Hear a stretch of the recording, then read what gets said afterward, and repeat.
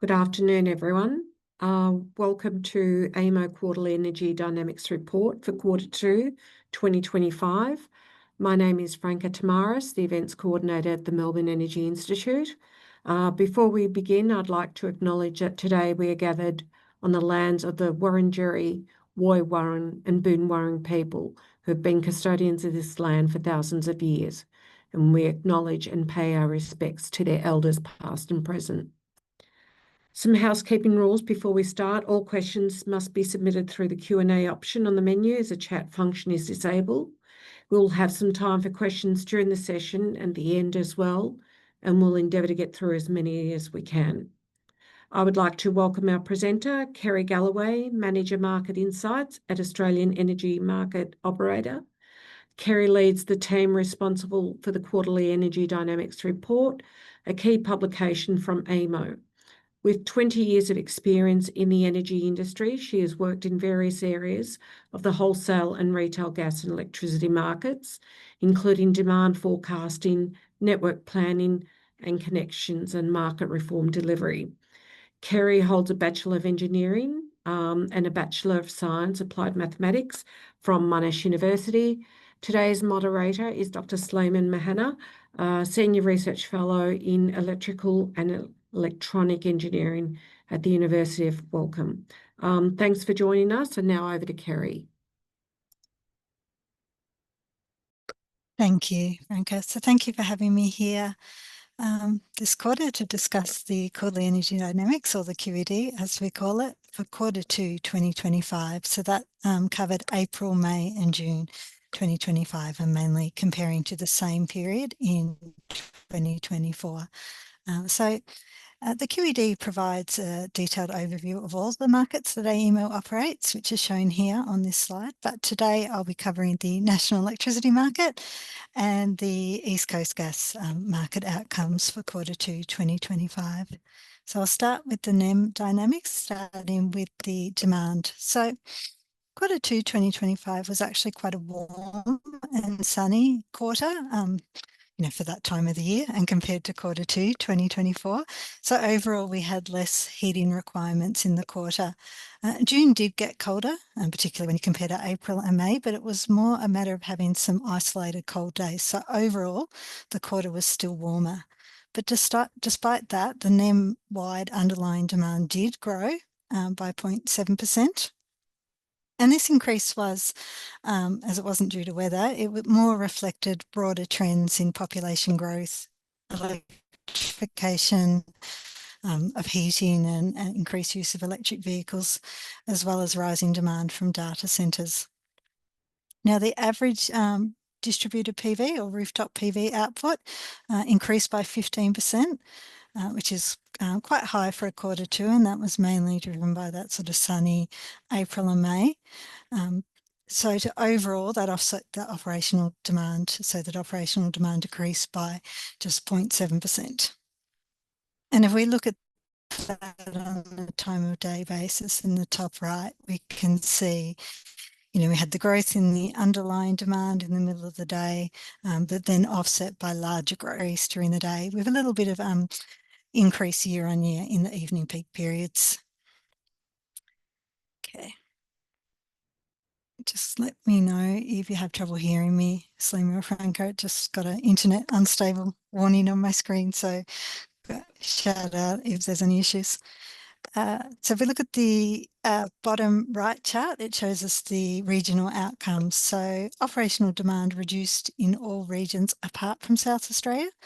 South Australia did have quite significant growth in underlying and operational demand. In fact, that underlying demand was a Q2 high, and that was at least partially driven by the operation of the Lonsdale desalination plant, because it's been quite dry in South Australia this quarter, or this year.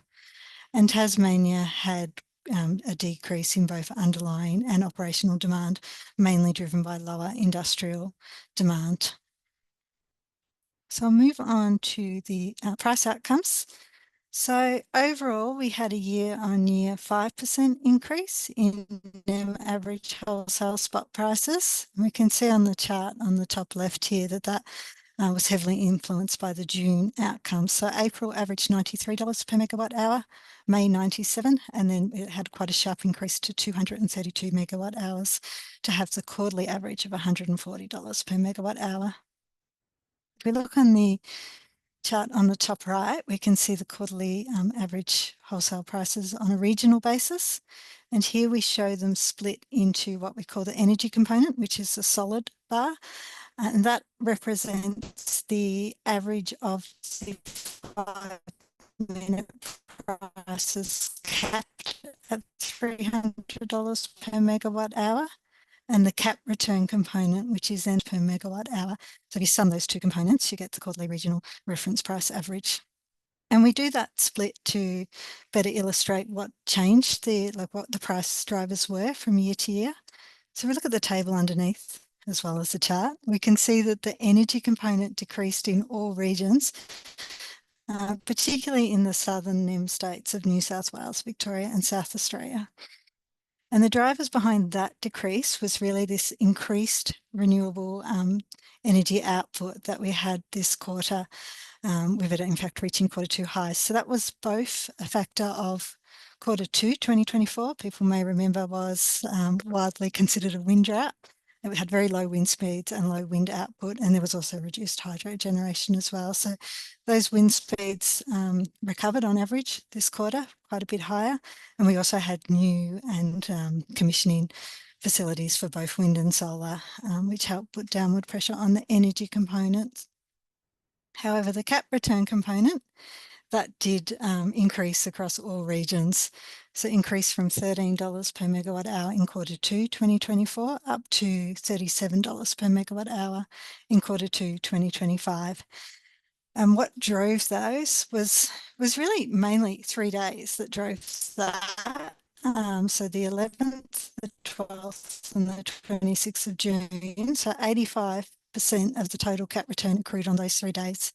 And on those days, we had periods of very cold temperatures, which caused high demands, particularly in the evening peak when your grid scale solar and your distributed PV have all rolled off because of the time of day, as well as some low wind speeds causing low wind generation and also coal fire outages. So a combination of those factors reduced the availability of lower price generation and increased the reliance on gas-fired generation as well as battery generation.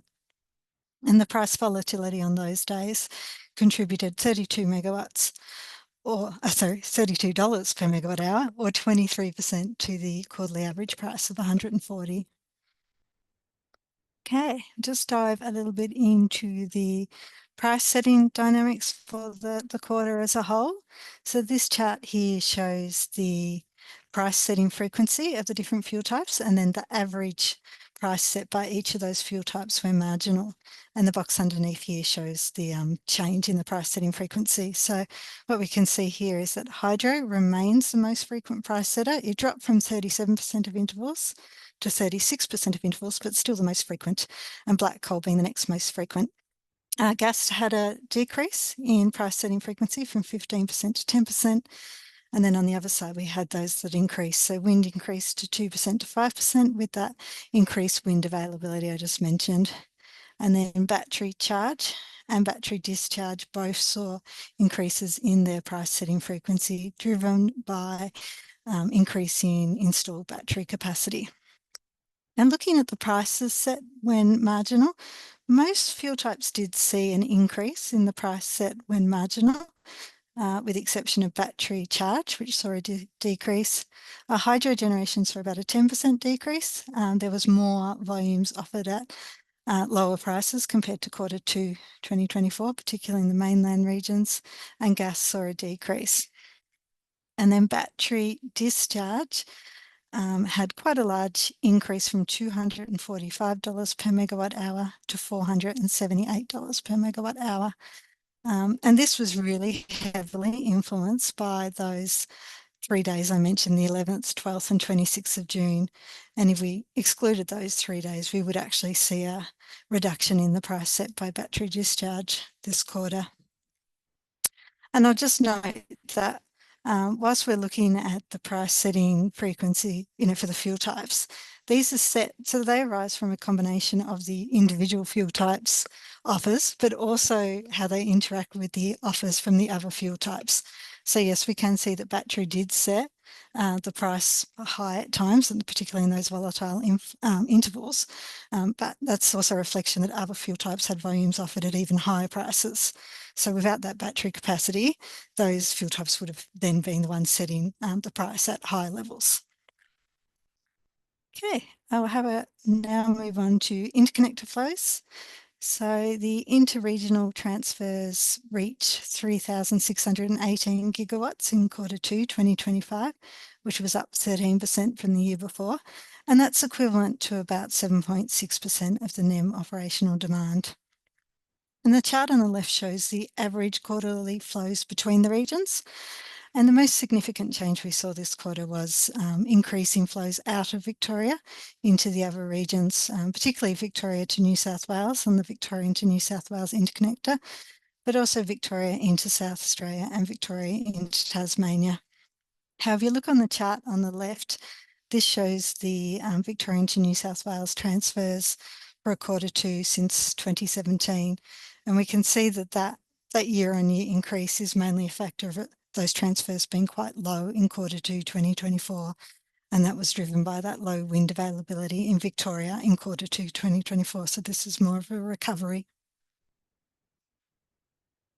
Okay, I will look at the FCAS outcomes now. So this is the frequency control and ancillary service market outcomes. And the total costs for those markets were 23 million in Q2 2025, which was quite a large reduction, reduced by 21 million from the same period last year. And as we can see here on the left-hand side chart, we did have reductions in all the mainland regions, but the biggest reduction was in Queensland, where the costs fell from 30 million in Q2 2024 to just 9 million this quarter.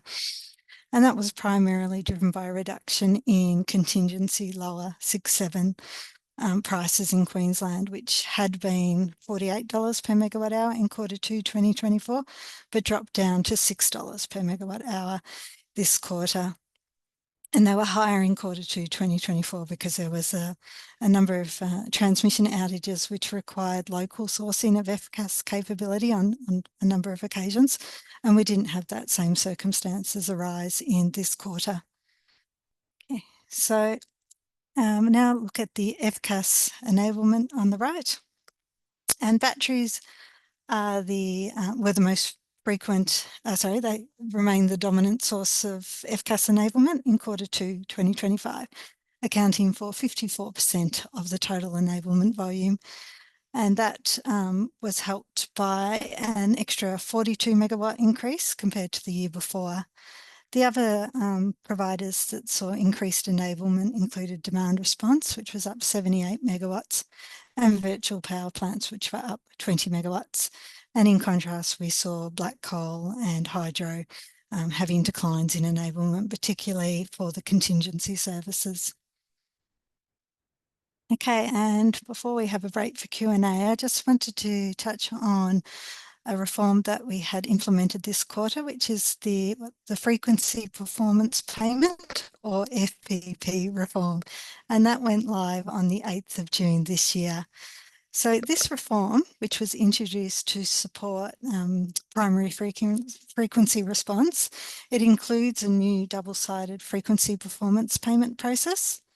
So in this process, in each 5-minute interval, each cost recovery market participant sees both a frequency performance and then a settlement outcome based on their relative impact to system frequencies. So participants that have a helpful impact are rewarded or receive an incentive payment, which is then recovered from those with an unhelpful impact, and it forms a zero-sum system. So the chart on the left here shows each fuel type sum of the FPP amounts, so the credits, the debits, and the net FPP amounts. This is just for 3 weeks from the go live date to the end of the quarter, so it's a relatively small data set. But during this period, the total incentive payments of 3.6 million were credited, and as you can see on this chart, the residual category incurred the largest share of debit charges. And the residual category is those sites that don't have the appropriate metering to calculate individual contribution factors. So it includes small consumers and distributed resources.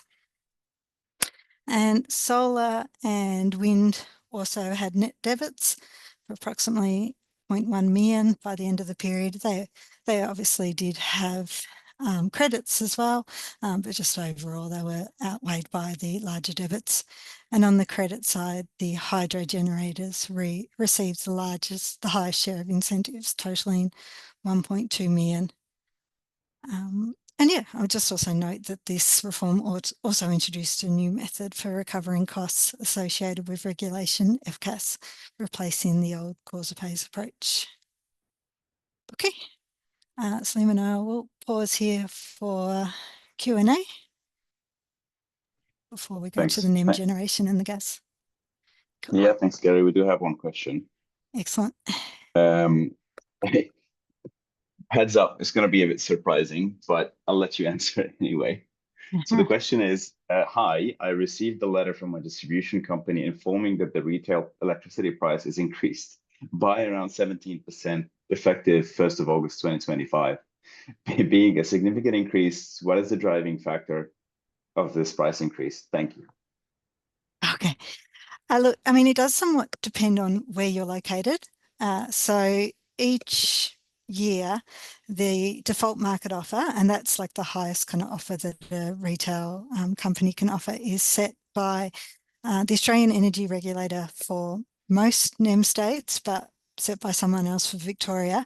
And it breaks down what's causing those prices in retail, changes in retail prices, not always increases, but so there'll be a factor of the wholesale market costs, the network costs that on both transmission and the distribution side, and then retail margin and some environmental costs.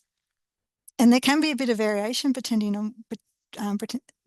on where you're located. So I wouldn't be able to say for sure. And in fact, even if I knew which region, I would have to go and read those documents again. But it's generally a factor of a combination of wholesale and transmission and retail costs changing. So. Yeah, thanks, Kerry. Another question, was there any outcome in Q2 of 2025 that surprised you? Look, I mean, I'm not sure if I would say anything surprised me as such. I think what we're finding, and this is possibly even more so, like starting from last year, definitely, is that this quarter and the winter quarters are becoming the most volatile. Like back when I started, it was the summer quarters that were most volatile with very high air conditioning demand. But now we're seeing, quite large increases in heating demand on those cold days, and also this combination of these weather systems which cause low wind speed, which then move to price volatility. So I think it's just really demonstrating that, how much the weather impacts both the demand and the generation side, and that those winter periods are quite critical. Oh, thanks, Kerry. I think we can move on to the next part, and then hopefully this will give more time to people to ask questions at the end as well. Cool. Excellent, thank you. So we are moving now to look at the NEM generation. So this slide is looking at the overall generation outcomes for the NEM in Q2 2025. So the total NEM generation increased by 357 megawatts, which is 1.5%, and that was driven by that higher underlying demand, as well as some increased supply requirements for battery charging. And we can see here that that extra demand was met by increasing wind generation, distributed PV, grid-scale solar, battery discharge, and hydro. And they largely displace black coal, gas-fired generation, and brown coal generation. So the table underneath shows how each fuel type contributed to the overall supply mix. And with that increase in the renewable supplies, the overall renewable contribution increased by 5.7 percentage points to 37.9% in Q2 2025. And on the other hand, we saw decreases in black coal, brown coal, gas and liquid fuel, so their contributions to the supply mix reduced. And the chart on the right here shows what that contribution looked like on a time of day. So we can see that typical profile of the grid scale and the distributed PV peaking in the middle of the day. And we also saw increases in wind generation due to the high wind speeds and increased capacity, and battery and hydro output grew during the morning and evening peaks. And that all contributed to offsetting the brown coal, black coal and gas-fired generation.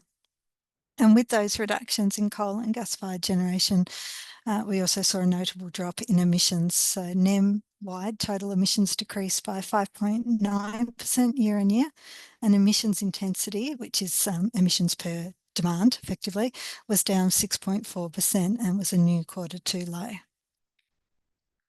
So just quickly looking at the individual fuel types, so both black and brown coal generation decreased. Black coal generation reduced by 7.4%, which was the lowest Q2 output since the NEM began, and there was declines in both New South Wales and Queensland. And availability for black coal-fired generation decreased by 8.6%, and that was driven by a rise in both planned and unplanned full unit outages, as well as some partial outages in New South Wales and Queensland. Now, for brown coal on the right-hand side, despite availability increasing by almost 2%, we did see a reduction of 4% in the average generation. And we can see on the chart on the bottom that whilst brown coal generation did decrease across all hours of the day, it decreased by a greater extent in the middle of the day. So we saw an increase in what we call the intraday swing, which is the difference between the maximum and minimum output. That rose significantly this quarter. Okay. Now looking at the gas and hydro generation, so we'll start with the gas on the left. That reduced by 12% year on year to 1,502 megawatts. April and May were both relatively low before shifting up to 2,157 megawatts average in June. And that June increase was driven by some cold fronts and elevated demand, low wind output and some coal outages. And Victoria particularly stood out. It recorded its highest June average since 2007 at 533 megawatts. And the bottom graph just highlights the maximum daily average gas-fired generation for Q2 since 1999. And on Thursday, the 26th of June, the daily average output reached 4,193 megawatts, just 75 megawatts shy of the Q2 record set in 2022. And this surge caused by widespread cold weather and low wind conditions led to a new winter record for daily gas demand on the East Coast gas system. Turning to hydro generation, average output rose by 4%, with New South Wales and Victoria leading this increase. In contrast, Tasmania actually saw a significant drop, averaging just 768 megawatts, which was its lowest Q2 output since 2008. Okay, so looking at the grid scale variable renewable energy, or VER output, this reached a new Q2 record, averaging 5,154 megawatts. Wind generation rose 31% year on year, and the grid scale solar also increased up 17% year on year. And if you look at the regional breakdown below, we can see we had increases in wind output across all regions, but most significantly in Victoria, which was up by 44%. And grid scale solar rose in the most mainland regions, except for South Australia. And if we look at the drivers behind these changes, so starting with solar at the top right, new and commissioning capacity added 270 megawatts, and that was led by New South Wales with 201 megawatt, and it was followed by Victoria, Queensland and South Australia. Now, the existing solar assets saw high capacity factors in all regions except New South Wales, and the NEM-wide average capacity factor was 19.2%. Curtailment increased by 20 megawatts, mostly in New South Wales, where it was up 22 megawatts and offset by a small reduction of 2 megawatt in Victoria. And offloading rose by 27 megawatts. And the largest increases were in New South Wales, just 30 megawatts, followed by South Australia and Victoria. And it was partially offset by a reduction of 19 megawatts in Queensland. And those changes in offloading were consistent with the year-on-year changes in the negative and zero price occurrence. So we did negative price occurrence rose to quarter two highs in New South Wales, South Australia and Victoria, and did slightly decrease in Queensland. For wind, new and commissioning capacity added 546 megawatts, with Victoria contributing the most at 226 megawatts, followed by Queensland, South Australia and New South Wales. Now, the existing wind assets achieved higher availability, with the NEM-wide average capacity factor rising to 29.8%, and that was up 4.5 percentage points from the lows in Q2 2024. Curtailment increased by 33 megawatts, was mainly in Victoria and South Australia, and offloading rose by 123 megawatts, with the largest changes again in Victoria and South Australia. Okay, and going to move to battery performance, because that did see quite exceptional growth across both revenue and operational metrics this quarter. So on the left-hand side, we can see that the battery net revenue increased to 130.6 million this quarter. That was a 217% increase compared to Q2 last year. And this growth was driven by the energy arbitrage revenue, which was up 377% to 120.8 million. In contrast, FCAS revenue declined to 9.8 million, down 39% year on year. And the share of the total revenue from the FCAS markets declined to 7% this quarter, from 39% year on year. So since the end of Q2 2024, we've had just over 3,000 megawatts of capacity, or 6,415 megawatt hours of energy storage from battery systems that entered the NEM. And these are either fully operational or still in commissioning. And as a result, we did see large increases in battery availability and charge and discharge. So battery discharge increased to a new all-time quarterly average of 162 megawatts, up 119%. Now, looking at the price spread, where the price spread is the arbitrage revenue divided by the generation, that increased to 342 megawatt hours this quarter, up 118% from $157 per megawatt hour in Q2 2024. And this reflects a significant increase in price volatility and the expanding role of battery arbitrage in market operations. Okay, I'll now move to the East Coast gas market dynamics. So starting with the prices and the demands. So the East Coast gas market gas prices averaged $12.36 per gigajoule for the quarter. And that was lower than Q2 2024, which averaged $13.66 per gigajoule, and also lower than Q1 2025, which averaged $13.26 per gigajoule. Now, the price gap that emerged between the Victorian DWGM and Brisbane in winter 2024 and then continued through Q1 this year narrowed in May and June, but the gap did still persist. It was just narrower. So the DWGM averaged $11.60 gigajoules, and Brisbane was $12.40 per gigajoule. Now, prices dropped in May due to lower domestic demand as a result of milder weather and increased supply from Queensland LNG participants to the domestic market, but quickly increased again in June as the weather became colder and demand for gas-fired generation increased. And international prices, as represented on the chart by the ACCC netback price, decreased during the quarter, narrowing the gap between the international prices and the domestic market. And this decrease in international prices was due to higher than average storage of entries across North Asia after a milder than expected Northern Hemisphere winter, and also some reduced industrial manufacturing demand. So looking at the chart on the right, the total East Coast gas demand decreased by 3% compared to quarter 2 2024, with all three demand sectors experiencing decreases.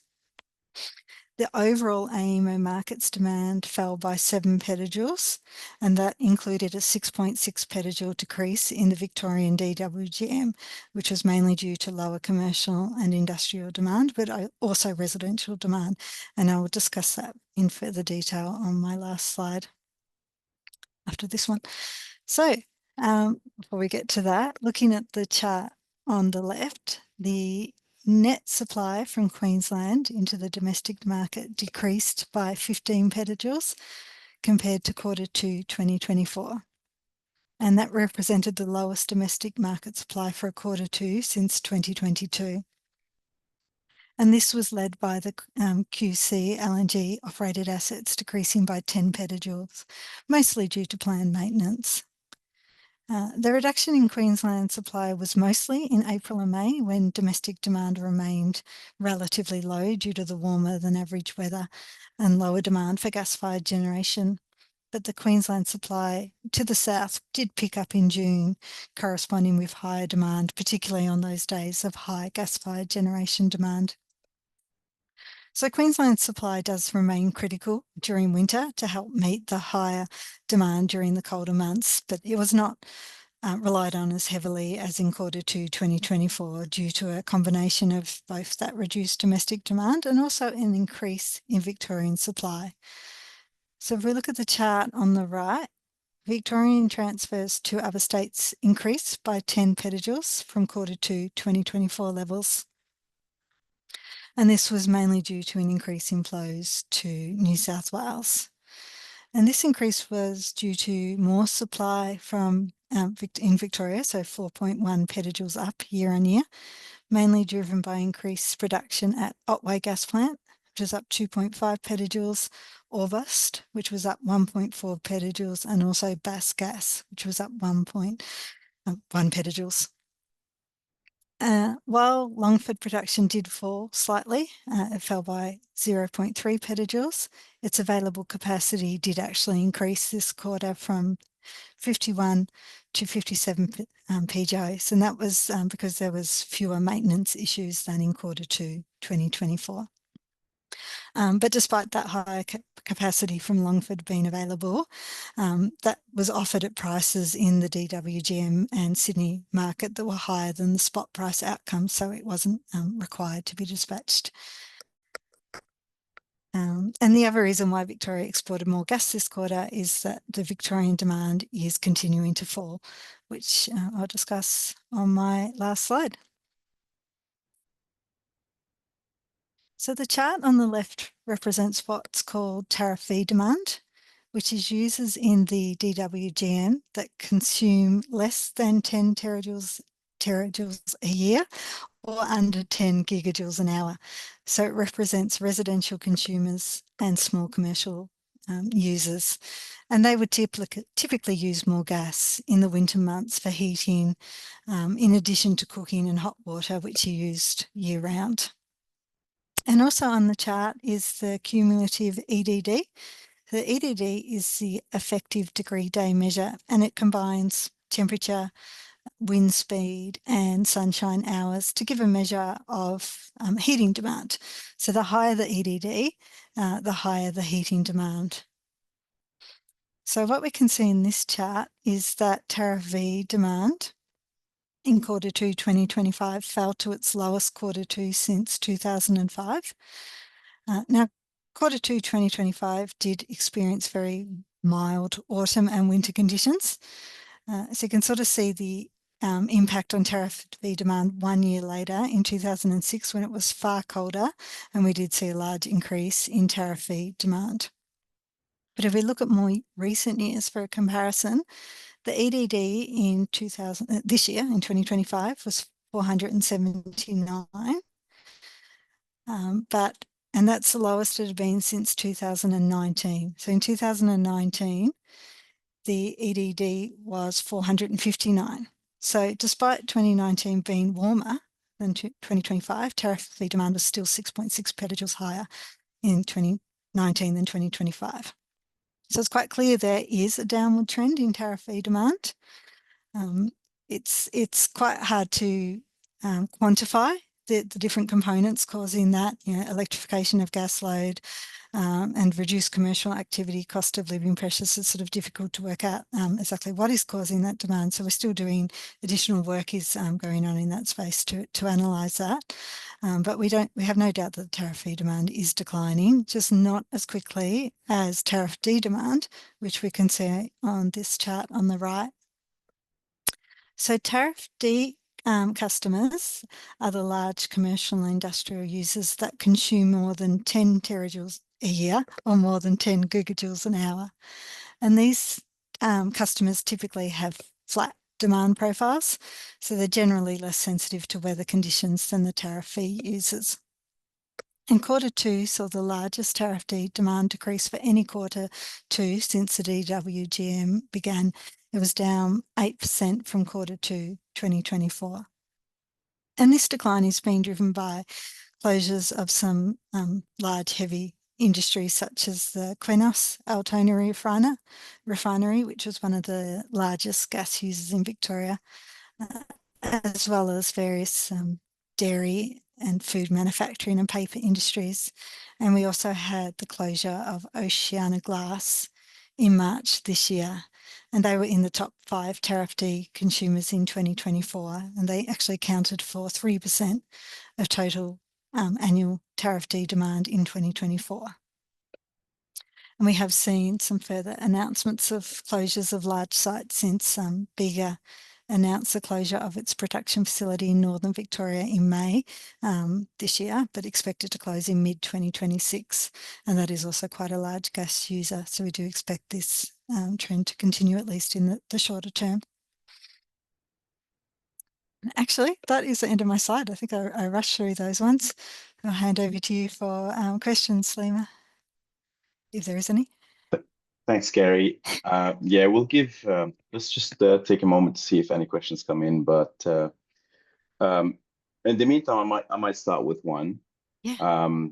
It might be more of a philosophical one, because we're talking a lot about BESS. At the moment, under the current market share of BESS, I guess my question is, in the future, when the share of capacity from battery storage systems increases, do you think that the NEM alone, being a single interval sort of clearing, market clearing mechanism, do you think it will be enough, for example, to let's say align market incentives with, let's say, security and reliability when, for example, battery storage systems are still doing their own internal optimization to determine state of charge, for example, and opportunity costs.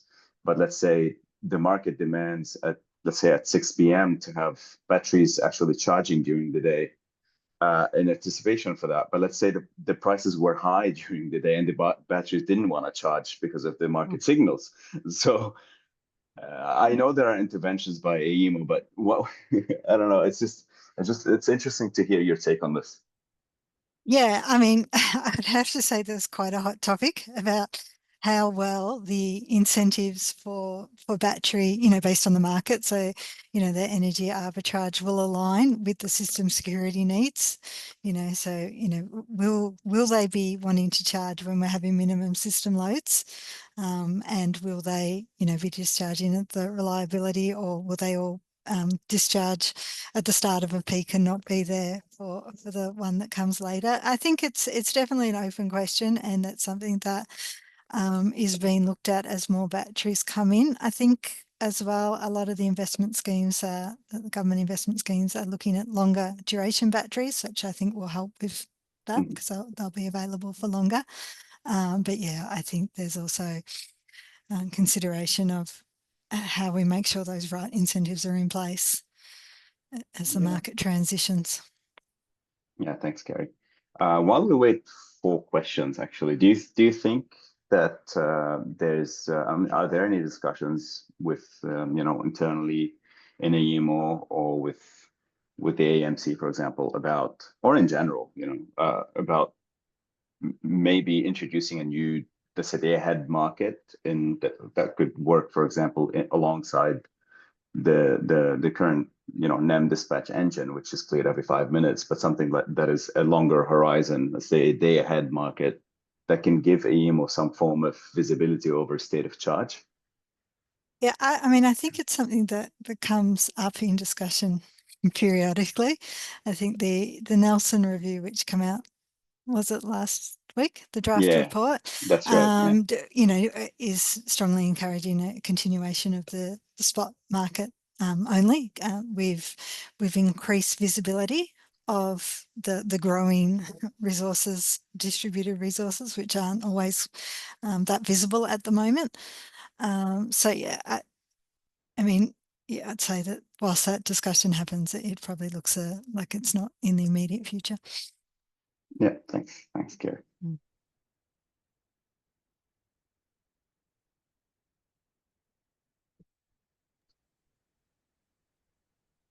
Looks like we're a bit quieter today.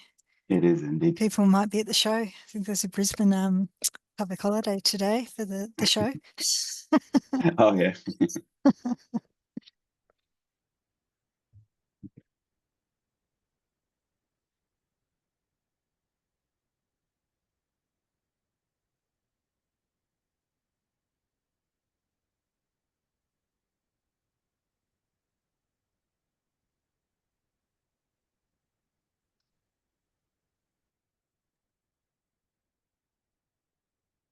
So Kerry, again, while we wait for questions, do you think the QED would, in the future, includes evaluation, let's say, of other metrics in power systems like rate of change of frequency, inertia, system strength in some areas, as commonplace in QED, because it's going to become a hot topic as well.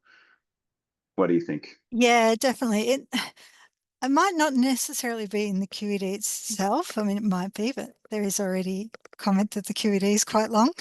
So it might be a companion piece. And Yeah. I think so. And yeah, I mean, some of those measures aren't necessarily as easy to measure as these, the ones that we do measure in the QED, such as generation dispatch. So we're doing a little bit of work on what the best metrics are to give that fuller picture of system security, and then how we will report on that. So yeah, I think it's a definite need.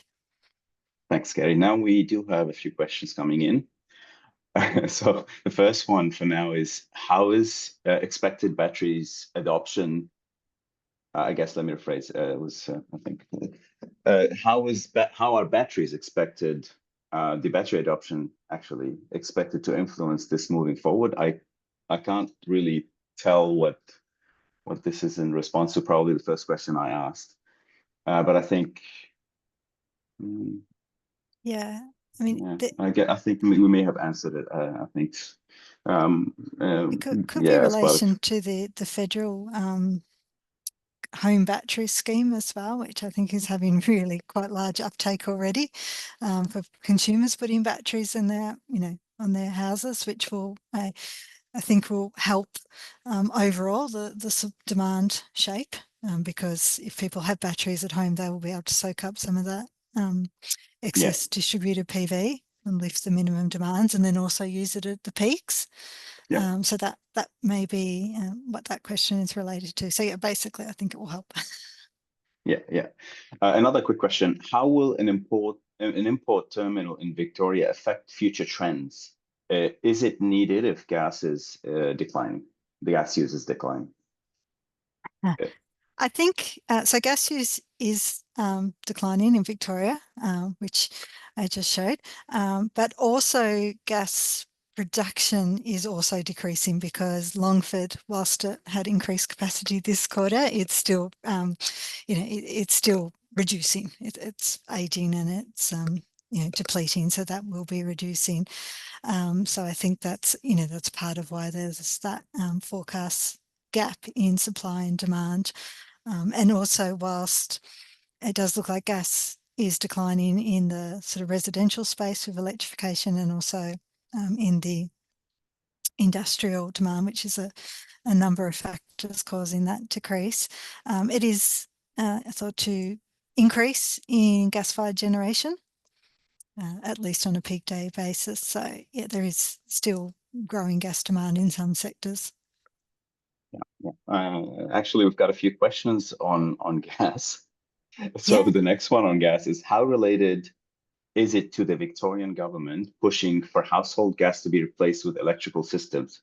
Will that mean gas import from Victoria is expected to increase in the coming quarters?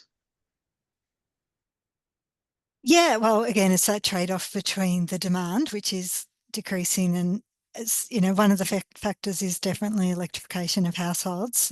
Again, with the Victorian government pushing to have new houses without gas and so forth, but then also the production in Victoria is also forecast to decrease. So it'll be a matter of which one of those happens faster, I think.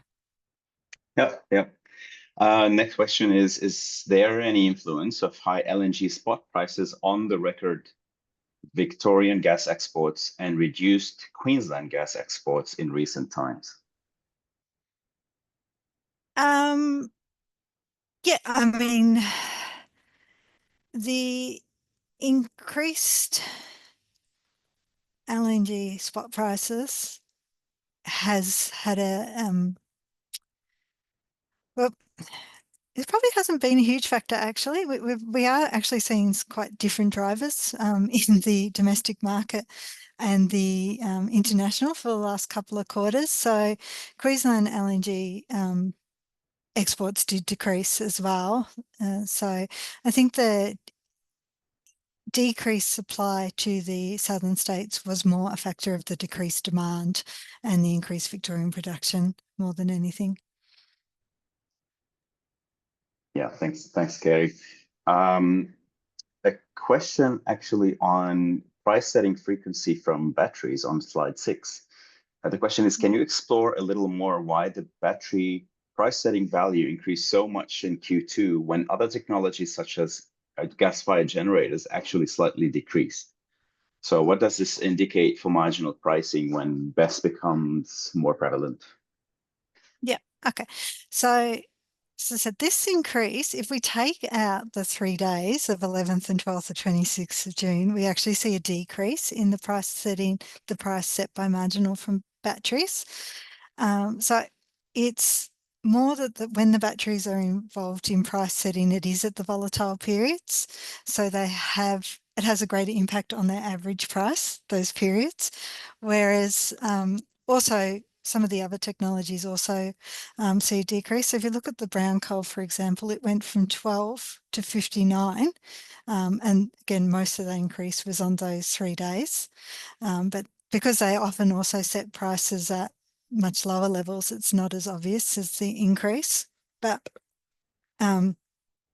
and part of the reason why batteries were able to be the price setter in those high price intervals is because the other technologies such as brown coal, black coal, hydro and gas held some of their capacity at higher prices again, enabling batteries to be the marginal price setter.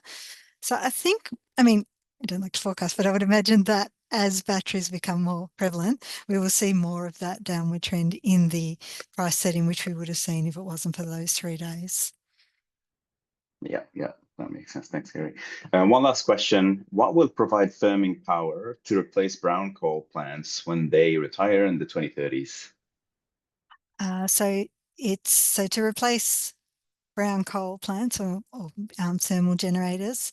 It's going to be a combination of the renewable plants, so the wind and the solars. The firming will be from batteries, and definitely gas peakers. We can see, or gas-fired generation, we can see how important that is in those periods where we do have the weather systems that don't give us a lot of wind. So that is what will replace those capacities. We're seeing a lot of, if you look at the connection pipelines, there's a lot of new batteries coming in the pipeline. I think we've got something like 50, it's almost 60 gigawatts of capacity, or between 50 and 60 gigawatts of capacity, and around 23 megawatts of grid scale storage in the pipeline coming through to help replace the coal generators. Thanks, Kerry. That is indeed significant. Yes. And that's a wrap at this stage. Thanks once again, Kerry. Franca, over to you. Thank you, everyone, for joining us today. We hope to see you at the next quarterly briefing. Enjoy your day. Bye-bye. Thank you.